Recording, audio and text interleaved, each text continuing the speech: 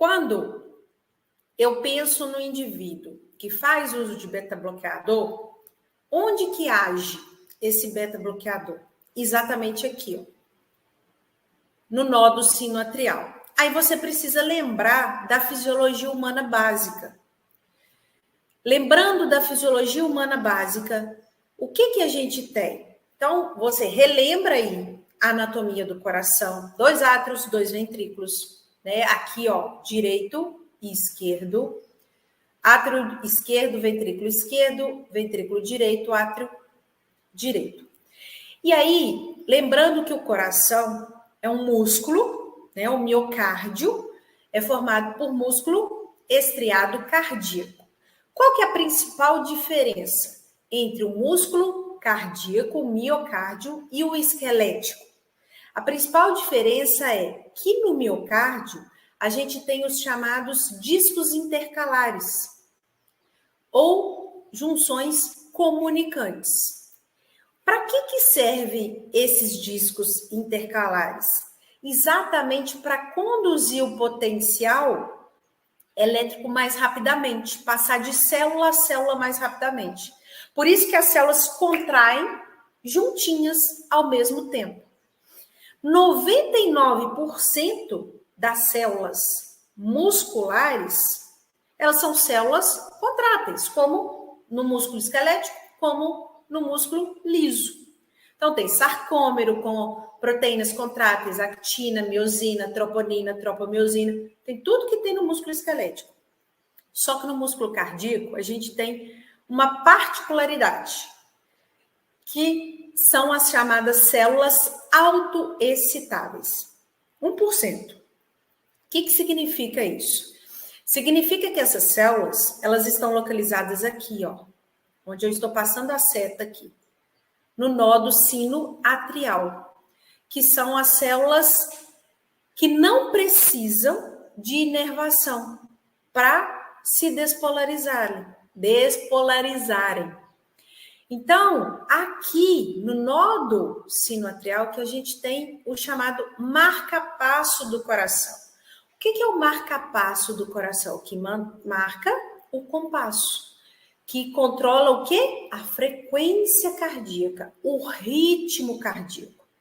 Então, a cada sístole ventricular, né? Então, a gente tem o ciclo cardíaco.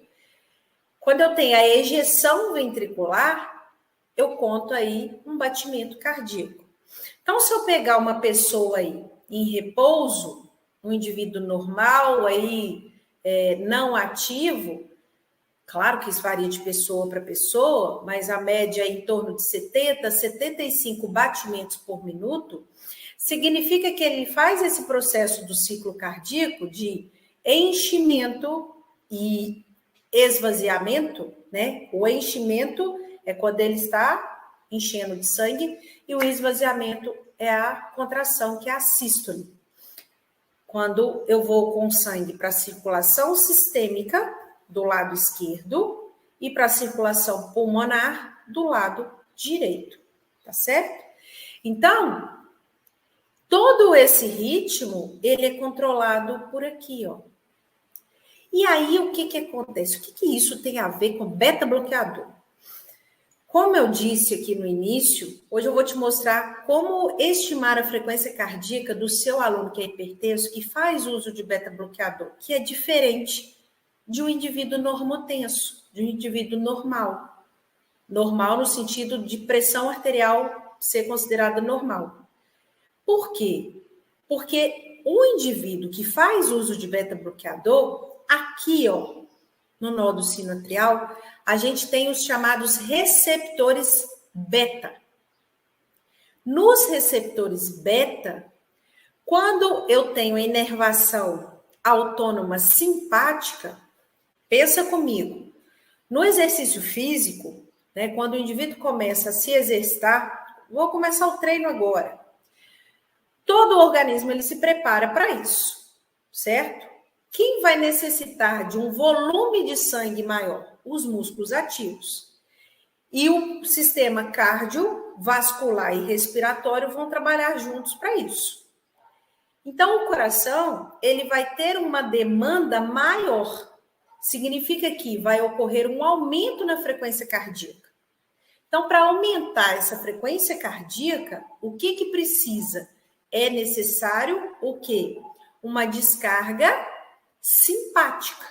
Então, o sistema nervoso autônomo, periférico simpático, vai atuar, liberando o neurotransmissor noradrenalina, que vai se ligar aos receptores beta localizados aqui. Isso vai aumentar a frequência cardíaca, porque ele precisa bombear mais rapidamente esse volume de sangue para chegar nos músculos ativos, correto? E aí, consequentemente, ao bombear um volume de sangue maior e mais rapidamente, a pressão arterial, ela eleva. Então, o indivíduo que é hipertenso, que não tem, né, que descobre essa patologia, o coração dele é diferente, no sentido de trabalho.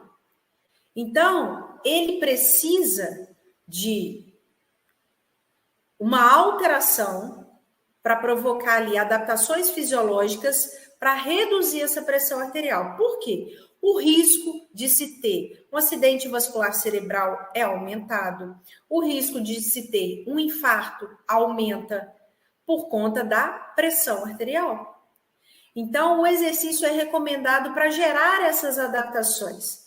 Mas, em muitos casos, as pessoas precisam fazer uso de medicamento. E um dos mecanismos de ação desses medicamentos é exatamente agindo como beta-bloqueador, bloqueando esses receptores beta aqui.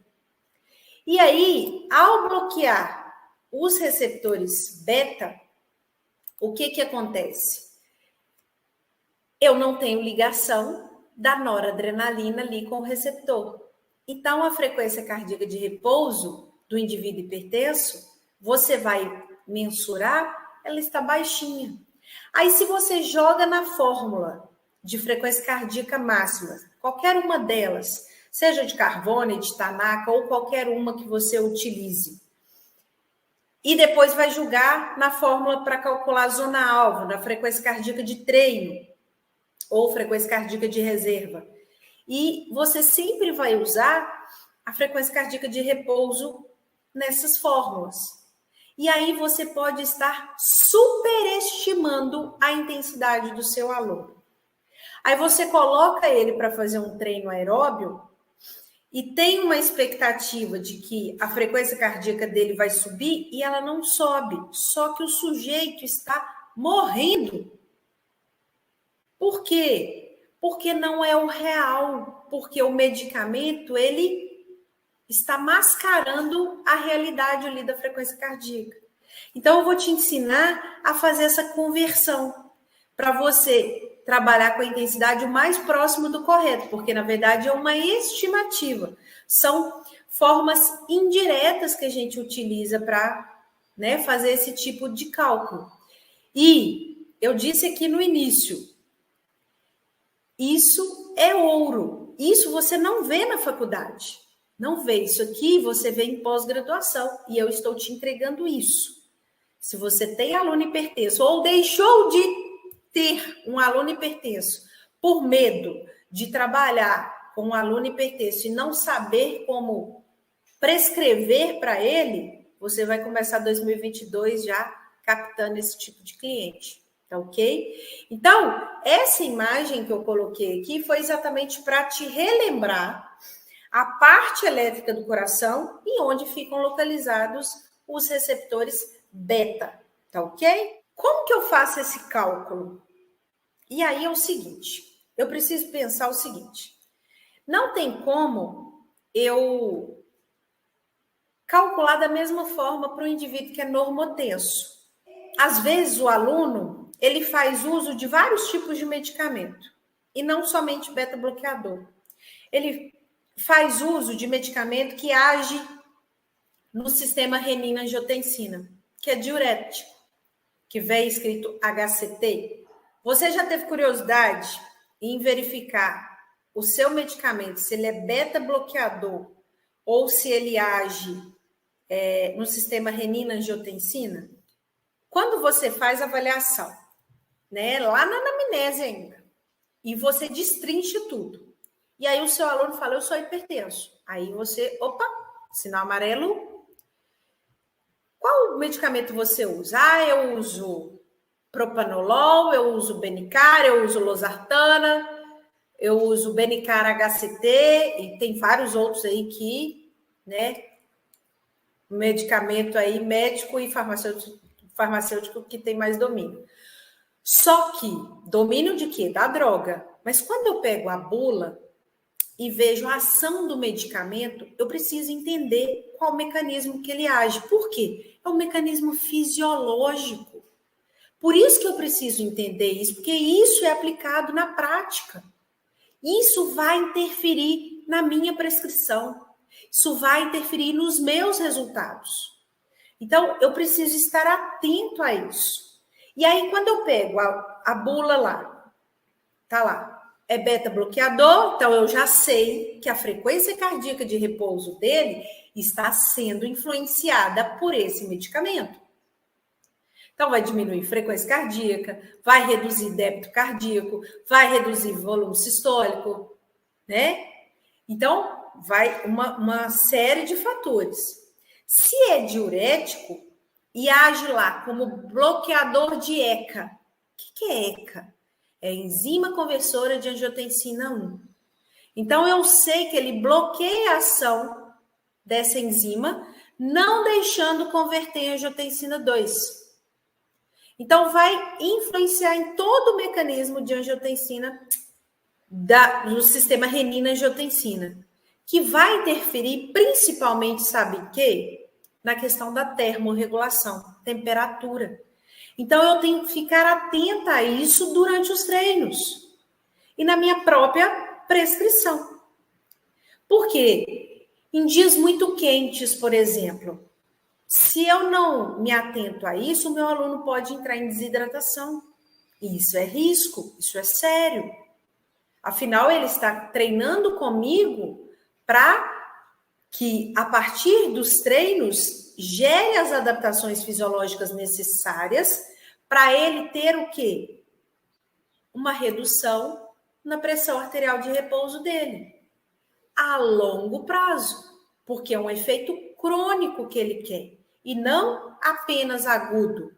E aí eu preciso entender a ação, por isso que eu falo que a fisiologia, quando me perguntam, professora, por onde eu começo? Eu pela fisiologia humana básica. Porque para você entender o exercício, você precisa entender o funcionamento dos sistemas do ser humano em repouso. Porque em exercício vai mudar muita coisa para adaptar o esforço, a demanda. Então, a gente precisa pensar no básico para depois a gente pensar no complexo.